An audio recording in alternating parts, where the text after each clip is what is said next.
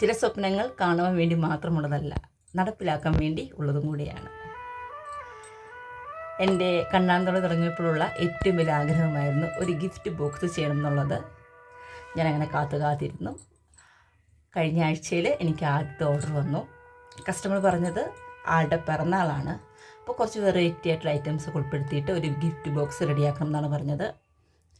തീർച്ചയായിട്ടും എൻ്റെ ആദ്യത്തെ ഓപ്ഷനിലേക്ക് വന്നത് മഞ്ചാടിയാണ്. കാരണം മഞ്ചാടി ഇഷ്ടമില്ലാത്ത ആരും ഉണ്ടാവില്ല. അതിനോടൊപ്പം ഒരു കുഞ്ഞു മൈപ്പീൽ റെഡിയാക്കി, പിന്നെ കുറച്ച് കുപ്പിവളകൾ, ജിമിക്ക, ഒരു പുസ്തകം, അങ്ങനെ കാണുമ്പം ഇഷ്ടം തോന്നുന്ന സിമ്പിളായിട്ടുള്ള കാര്യങ്ങൾ ഉൾപ്പെടുത്തിയ ഒരു കുഞ്ഞു ബോക്സാണ് ഞാൻ റെഡിയാക്കിയത്. അപ്പോൾ അതിൻ്റെ ഐറ്റംസ് ഞാൻ നിങ്ങൾക്ക് വേണ്ടി ഷെയർ ചെയ്യാം. ആദ്യം മഞ്ചാടി കാണിക്കുന്നത്. മഞ്ചാടി നമ്മൾ വെറുതെ കൊടുക്കല്ല കേട്ടോ. അതാ ഇതുപോലൊരു വുഡൻ ബോക്സിലാണ് മഞ്ചാടി സെറ്റാക്കിയിരിക്കുന്നത്. നിറയെ മഞ്ചാടിയാണ് കേട്ടോ. കണ്ടോ, കാണുമ്പോൾ തന്നെ രസമല്ലേ.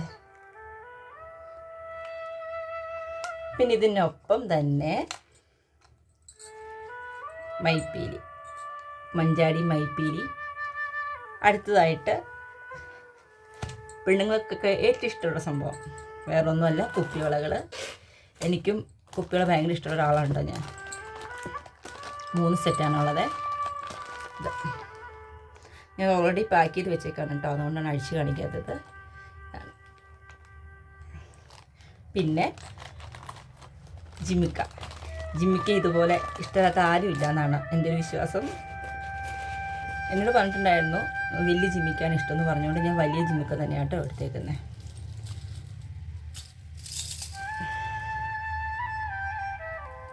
ഇതാണ് ജിമ്മിക്ക.